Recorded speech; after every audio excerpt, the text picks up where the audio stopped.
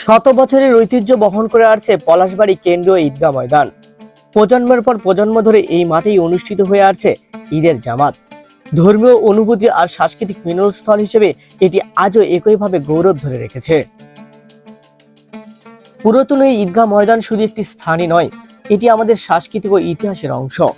ঈদের দিন হাজারো মুসল্লি এখানে জামাত হন, একসঙ্গে নামাজ আদায় করেন, মিলিত হন ভালোবাসায়। এ দৃশ্য সত্যিই মনোমুগ্ধকর। হাজারো মানুষ একসঙ্গে নামাজ আদায় করছেন, এক কাতারে দাঁড়িয়ে আল্লাহর দরবারে প্রার্থনা করছেন।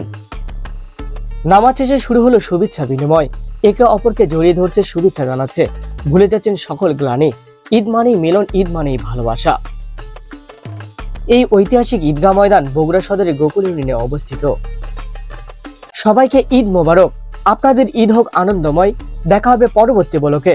ততক্ষণ পর্যন্ত সবাই ভালো থাকুন, সুস্থ থাকুন।